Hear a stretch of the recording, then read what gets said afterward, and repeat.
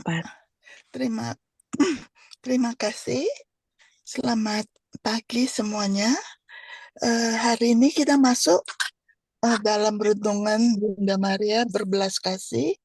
Ada 4 bagian yang akan saya bagikan sampai dengan tanggal 15 Agustus. Adalah hari Assumption Bunda Maria, ya, hari kenaikan pengangkatan Bunda Maria ke surga, 15 Agustus. Jadi hari ini kita mulai dari bagian yang pertama, Bunda Kerahiman.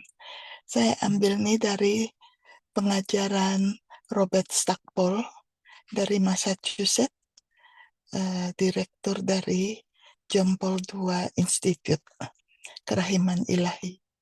Selama berabad-abad, umat Kristiani di seluruh dunia telah berseru kepada Peron Maria yang terberkati dengan kata-kata ini, menempatkan diri mereka di bawah pemeliharaannya yang lembut sebagai Bunda Kerahiman. Kita mendengar gema yang jelas dari seruan ini dalam kehidupan Santa Maria Faustina Kowalska, terutama dalam bagian yang indah dan lembut dalam buku hariannya, di mana Maria mendorong kita semua untuk mendekatinya sebagai seorang ibu yang penuh belas kasih. Suatu ketika, Bapak Pengakuan meminta saya untuk mendoakan intensinya. Dan saya memulai novena kepada Bunda Allah.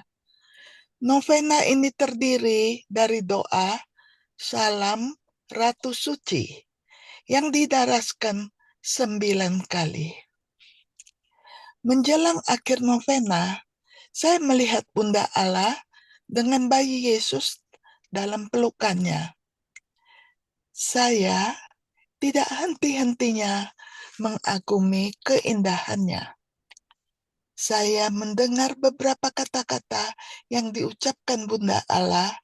Kata-katanya adalah, aku bukan hanya Ratu Surga, tetapi juga Bunda Kerahiman dan Bundamu.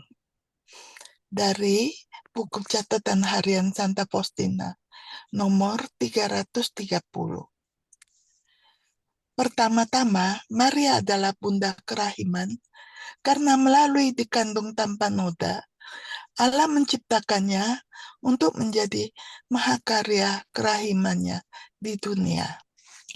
Lagi pula, apa itu kerahiman ilahi? Kerahiman ilahi adalah rahmat ilahi yang tak selayaknya, bahkan seringkali tidak dicari. Rahmat yang dicurahkan Allah kita, yang penuh belas kasih kepada kita, untuk membantu kita mengatasi kesengsaraan dan memenuhi kebutuhan sejati kita. Para teolog menyebut salah satu bentuk rahim itu sebagai rahmat prevenient Allah, dari bahasa Latin prevenire, yang berarti datang sebelum.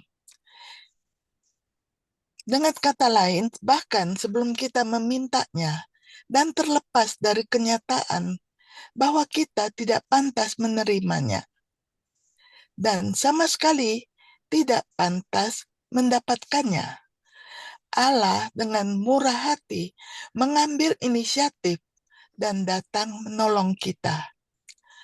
Rahmat prevenient adalah anugerah kerahiman Allah yang sepenuhnya cuma-cuma ini.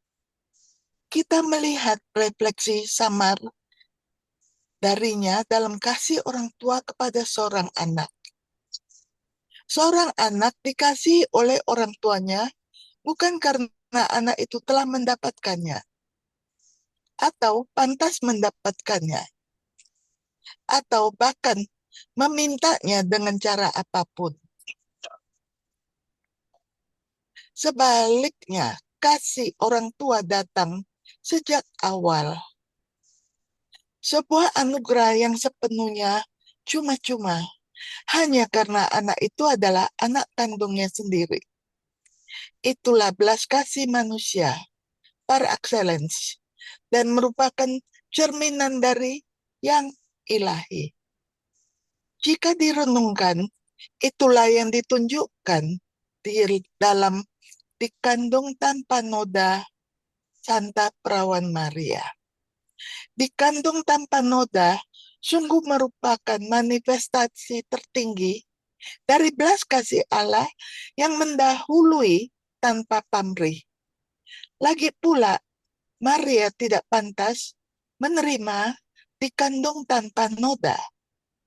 Ia juga tidak dapat memintanya. Itu adalah sesuatu yang dilakukan di dalam dirinya dan untuknya oleh Bapa yang Maha Rahim. Dan semata-mata berdasarkan jasa putranya yang berinkarnasi. Jasa Yesus Kristus yang telah dinubuatkan sebelumnya.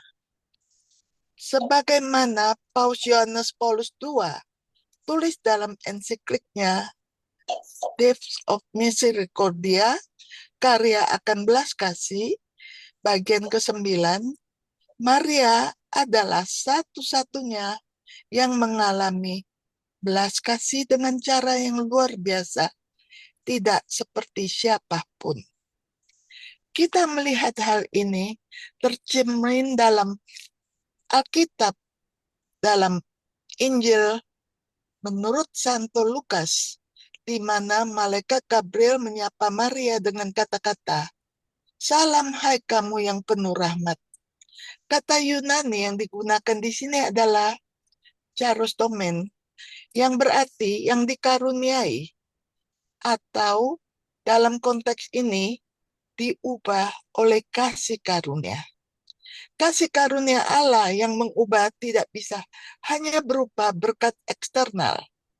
Kasih karunia itu haruslah anugerahnya yang memenuhi jiwa hingga meluap-luap.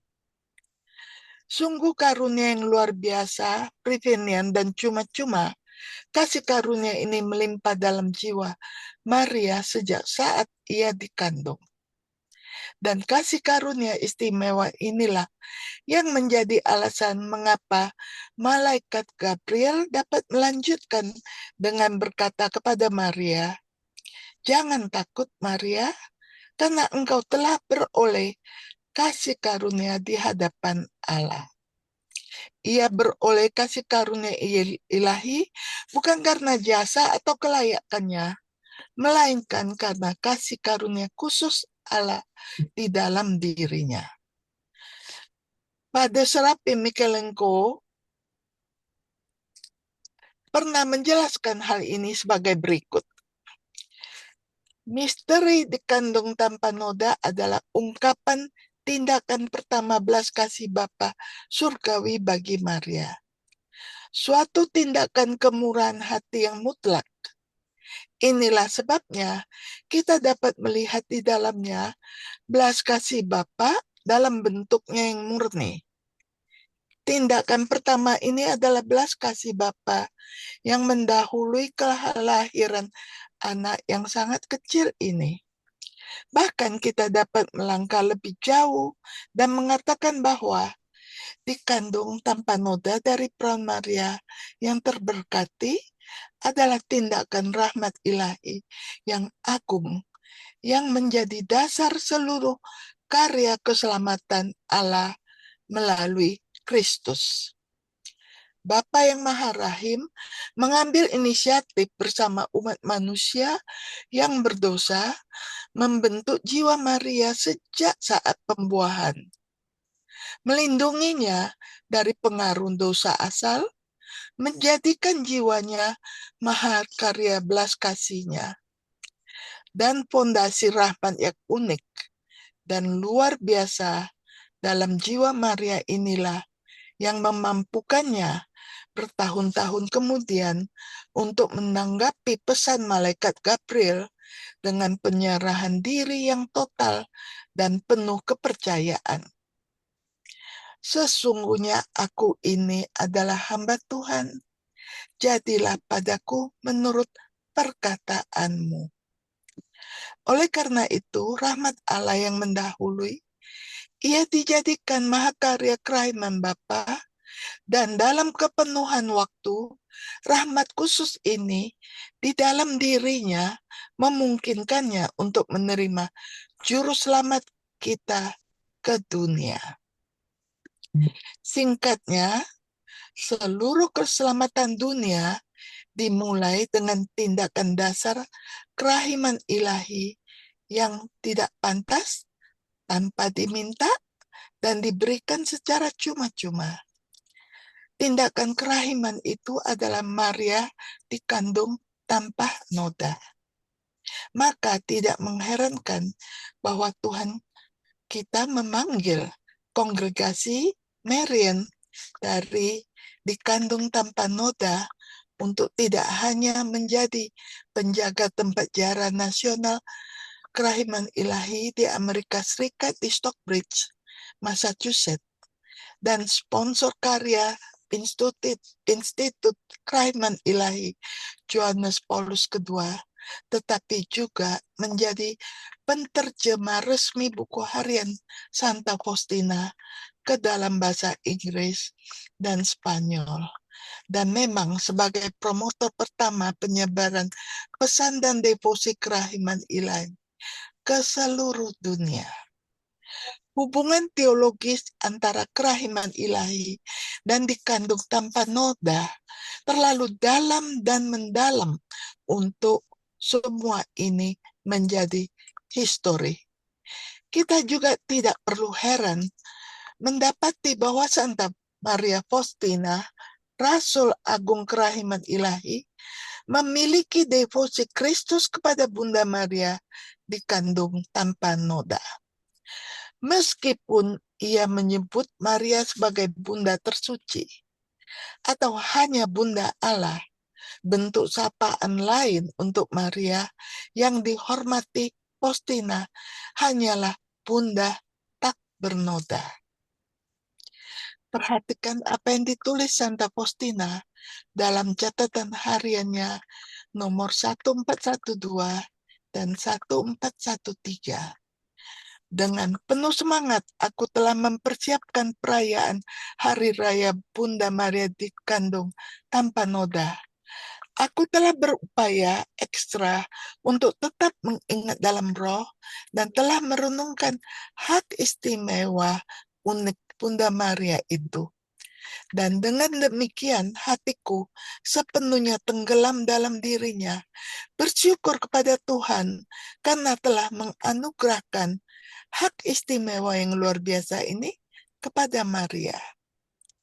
Saya mempersiapkan diri bukan hanya melalui novena yang didaraskan bersama seluruh komunitas, tetapi saya juga berupaya secara pribadi untuk memberi hormat kepadanya 1000 kali setiap hari dengan mengucapkan 1000 salam Maria selama 9 hari untuk memujinya. Meskipun saya harus mengakui bahwa hal tersebut membutuhkan banyak perhatian dan upaya. Tidak ada yang terlalu berlebihan dalam hal menghormati perawan tidak bernoda. Singkatnya, alasan pertama kita dapat dengan tepat menyebut Maria sebagai Bunda Kerahiman kita adalah karena melalui rahmat khusus dan pendahuluan Allah, ia menciptakan jiwanya untuk menjadi mahakarya kerahimannya di dunia. Dan anugerah rahmat istimewa ini di dalam dirinya, inilah yang menjadi fondasi seluruh karya kerahimannya di dunia melalui Kristus. Segala sesuatu tentang Maria dibentuk oleh kerahiman ilahi dan untuk karya kerahiman ilahi. Oleh karena itu, tidak ada makhluk lain yang begitu sempurna mewujudkan kerahiman Allah seperti Maria yang tak bernoda. 3 alasan lagi untuk bersukacita dalam Maria sebagai Bunda Kerahiman akan dibahas dalam 3 bagian berikutnya mulai besok. Besok kita akan masuk bacaan bagian kedua. Terima kasih.